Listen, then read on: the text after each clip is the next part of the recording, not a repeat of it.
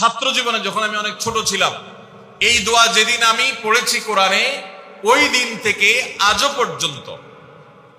পর্যন্ত আমার মনে হয় না আমার জীবনে 2 মিনিটের কোনো দোয়াও যদি হয়, 1 মিনিটের দোয়াও যদি হয়, মুহূর্তের দোয়াও যদি হয়, আমি এই দোয়াটা কখনো মিস করি বলে, জ্ঞাতসারে মিস করি বলে আমার মনে পড়ে না।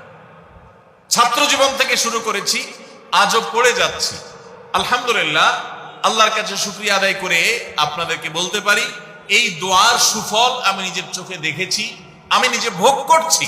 এজন্য আপনাদেরকে আমি বলতে চাই, বিবাহিত হন কিংবা অবিবাহিত হন, আপনার দাম্পত্য জীবনের সুখের জন্য সর্বপ্রথম এবং প্রধান করণীয় হলো এই দোয়া। এর বাইরে আরো সাধারণভাবে আল্লাহ তাআলার কাছে দোয়া করতে থাকা, যেন আল্লাহ তাআলা আপনাকে এমন একজন জীবন সঙ্গী দেন। মা বোনরা দোয়া করবেন জীবন সঙ্গী, আপনারা দোয়া করবেন এমন যেন জীবন সঙ্গিনী দেন, যে জীবন সঙ্গী আপনার চোখ জুড়ানোর মতো হবে। দেখুন, আল্লাহর ভাষা এমন যে এই ভাষা তো অলৌকিক, এটাতে কোনো মানুষের ভাষা নয়। দোয়ার ভাষ্য লক্ষ্য করেন, আল্লাহ শিক্ষা দিচ্ছেন আমাদেরকে, রব্বানা হাবলানা মিন আজওয়াজিনা ওয়া যুররিয়াতিনা কুররাতা আয়ুন। হে আমাদের রব, আমরা আপনার কাছে এমন স্ত্রী চাই, এমন সন্তান চাই, এমন পরিবার চাই, যেই পরিবারের সদস্য আমার স্ত্রী, আমার সন্তানরা আমার নয়ন জুড়াবে, আমার চোখ জুড়াবে, এরকম মানুষ চাই। একটু ভাষাটা লক্ষ্য করুন। আমরা সাধারণত দোয়া করলে কি চাই? আমরা এক একটা দিক চাই। ধরুন, আপনার স্ত্রী মাশাআল্লাহ অনেক সুন্দরী, অপূর্ব সুন্দরী, তিনি আল্লাহ তাআলা তাকে অনেক রূপ লাবণ্য দিয়েছেন, কিন্তু তার যদি চরিত্রটা খারাপ হয়, তাহলে এই স্ত্রীকে আপনার নয়ন জুড়াবে, চোখ জুড়াবে, চক্ষু শীতলকারী হবে? আপনার স্ত্রীর চরিত্র ভালো, দেখতে শুনতেও মাশাআল্লাহ সুন্দর, কিন্তু পড়ালেখা নাই, বুদ্ধিশুদ্ধি নাই, একটু বেকুব কিসিমের, তাহলে কি আপনার চোখ জুড়াবে? ভালো লাগবে? আপনার স্ত্রী শিক্ষা দীক্ষাও আছে, জ্ঞান গরিমায় মাশাআল্লাহ তিনি ভালো, রিচ, সমৃদ্ধ, আবার চেহারা সুন্দর, আবার তার মধ্যে তার চরিত্রের সমস্যা নেই, কিন্তু সমস্যা কি? সমস্যা ধরুন তার ভিতরে এমন রোগ আছে, শারীরিক রোগ, যেই রোগের কারণে আপনার জন্য সেটা বড় কঠিন পরিস্থিতির মুখোমুখি হতে হয়। ধরেন দুরারোগ্য কোনো ব্যাধি আছে, মরণ ব্যাধি আছে, এমন কোন রোগ আছে যেটার কারণে আপনাকেও সাফার করতে হয়, তাহলে এই স্ত্রী কি আপনার চোখ জুড়াবে? ঠিক একই কথা স্বামীর ক্ষেত্রে প্রযোজ্য, সন্তানের ক্ষেত্রে প্রযোজ্য। আল্লাহ তাআলা এমন একটা শব্দ শিক্ষা দিয়েছেন, দেখুন, আল্লাহর কাছে চাইতেও জানতে হয়। উল্টাপাল্টা দোয়া করলে দোয়া পূরণ হয়ে যাবে, কবুল হয়ে যাবে, কিন্তু আপনার কাজ হবে না। অনেক যুবক আছে আল্লাহর কাছে দোয়া করে, আল্লাহ বেশি না, 1,05,000 টাকা চাই। কত? 1,05,000। অনেক যুবক লিখে দেয় আমাদেরকে, হুজুর দোয়া করবেন বেশি না, আমি আল্লাহর কাছে 1,05,000 টাকা চাই। আল্লাহরে টার্গেট দিয়ে দিছে, কত লাগবে? 5 লাখ। কেন? একটা বাইক কিনবে। যুবক মানুষ, রাস্তাঘাটে বাইক ছাড়া চললে ভালো লাগে না, আর একটা ভালো সেট কিনবে, না হলে ফেসবুক স্ট্যাটাস ভালো করে দেওয়া যায় না, ছবি তুলে দেওয়া যায় না। সাইফুল্লাহ ভাই ছবি তুলে দিতে বলছেন না, মাহফিলের ছবি তোলা যায় না। আর কিছু টাকা দিয়ে ছোটখাটো একটা দোকান কিছু একটা করবে, বিয়ে শাদীর ব্যবস্থা করবে, বাস, বেশি কিছু চাই না। তো আল্লাহ তাআলা 5 লাখ টাকা ধরেন আপনাকে দিয়ে দিল, সাথে একটা রোগও দিয়ে দিল, ওই রোগে খরচ হবে 6 লাখ। তাহলে আপনার এই 5 লাখের কোনো মানে আছে?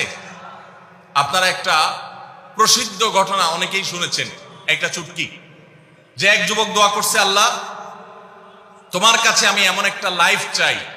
বিশেষ করে বেকার যুবকরা এগুলো বেশি দোয়া করে, আল্লাহ তোমার কাছে এমন একটা লাইফ চাই, বেশি কিছু না, যে লাইফে 2 হাত ভর্তি টাকা থাকবে আর আশপাশে শুধু নারী আর নারী থাকবে, এরকম একটা লাইফ চাই। তো আল্লাহ তাআলা তার দোয়া কবুল করে ফেলছে। দোয়া কি করছেন? কবুল করে ফেলছে। দোয়া কবুল করছেন কিভাবে? দোয়া কবুল করে তাকে আল্লাহ তাআলা এমন একটা বাসের কন্ট্রাক্টর বানিয়ে নিছেন, যে বাসটা হলো মহিলা বাস, চারপাশে শুধু নারী আর নারী, সব মানুষের, আর হাত ভর্তি টাকা আর টাকা সব বাস মালিকের। দোয়া কিন্তু কবুল হয়ে গেছে। তো আল্লাহ তাআলার কাছে উল্টাপাল্টা দোয়া করলে কি হয় দেখছেন? দেখুন, দাম্পত্য জীবনে সুখের জন্য দোয়া কিভাবে করতে হবে আল্লাহ শিখিয়ে দিয়েছেন। রব্বানা হাব লানা মিন আজওয়াজিনা ওয়া যুররিয়াতিনা কুররাতা আয়ুন, আল্লাহ আমার পরিবারের সদস্যরা যেন এমন হয় যে তাদেরকে দেখলে আমার নয়ন জড়িয়ে যাবে। অর্থাৎ নয়ন জোড়াতে হলে সব দিক থেকে পারফেক্ট হতে হবে, সব দিক থেকে ভালো হতে হবে, তখনই তো দিল জোড়াবে। ওয়াজআলনা লিল মুত্তাকিনা ইমামা, আর আমাদের সবাইকে, গোটা পরিবারকে আপনি মুত্তাকিদের ইমাম বানায় দেন, সৎ মানুষ বানায় দেন। কারণ সৎ যদি না হয়, আল্লাহভীরু যদি না হয়, তাহলে কখনো তাদের মাধ্যমে আপনি সুখ শান্তি পেতে পারেন না। তাহলে প্রথম করণীয় দাম্পত্য জীবনের সুখের জন্য, সুখী দাম্পত্যের জন্য আল্লাহর কাছে দোয়া করতে থাকে। সূরা ফুরকানের ৭৪ নম্বর আয়াত, এর পাশাপাশি আরো যত আয়াত আছে, অথবা সাধারণভাবে আপনি আল্লাহর কাছে, আল্লাহ আমি ভালো সঙ্গী যেন পাই সেজন্য দোয়া করতে থাকবো। আল্লাহ আমাদেরকে তৌফিক দান করুন। নাম্বার 2, জীবন সঙ্গী নির্বাচনের ক্ষেত্রে দিনদারিতাটাকে অগ্রাধিকার দেওয়া। কোনটাকে অগ্রাধিকার দেওয়া? ধার্মিকতাকে অগ্রাধিকার দেওয়া। নবী করিম সাল্লাল্লাহু আলাইহি ওয়াসাল্লামের প্রসিদ্ধ একটা হাদিস আপনারা অনেকে শুনেছেন, তিনি বলেছেন তুনকাহুল মারআতু লিআরবা, 4টি জিনিস দেখে সাধারণত মেয়েদেরকে বিয়ে করা হয়, বা মেয়েরা ছেলেদেরকে বিয়ে করে। 4টি জিনিস, সে 4টি জিনিসে একটি হলো লিমালিহা, সাধারণত পয়সা করে দেখে বিয়ে করা হয়। অনেক ছেলে ফেলে আছে দেখবেন, ছেলে ফেলে কি মুরব্বীরাও আছেন অনেকে, যে ছেলে বিয়ে করার জন্য পয়সাওয়ালা বাপের মেয়ে খোঁজে, আছে না নেই? পয়সাওয়ালা বাপের মেয়ে খোঁজে। কত যুবক যে এ পর্যন্ত চিরকুট লিখে পাঠিয়েছে আমাদের কাছে যে হুজুর বেকারের জন্য কেউ মেয়ে বিয়ে দিতে চায় না। আবার অনেকে লিখে পাঠিয়েছে হুজুর সরকারি চাকরি ছাড়া মেয়ের বাবারা মেয়ে দিতে চায় না। আছে না এই সমস্যা?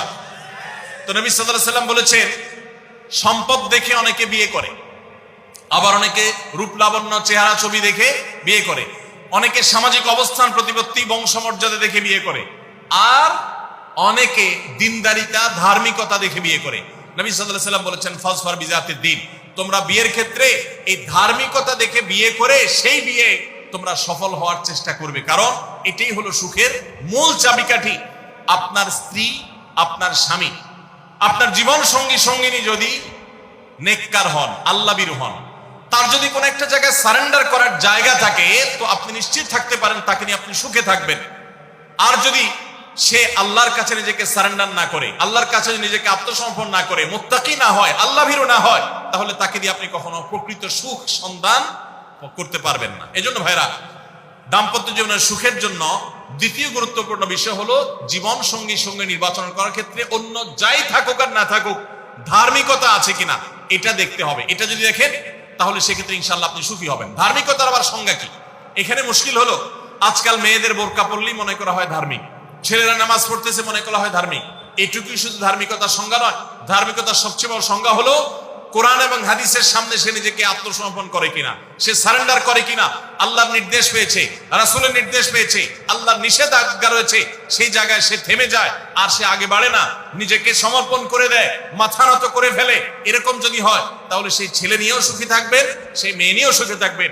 আমি বিশেষ করে মেয়ের বাবারা যারা নিজের মেয়ে বিয়ে দেওয়ার জন্য সরকারি চাকরিজীবী খুঁজেন, পয়সাওয়ালা খুঁজেন, বিভিন্ন বড় বড় পদে থাকা মানুষগুলোকে খুঁজে বেড়ান, আমি তাদেরকে বলি আপনার মেয়ের জন্য ফজরের নামাজের সামনের কাতারে থাকা যুবকগুলোকে খুঁজে বের করেন।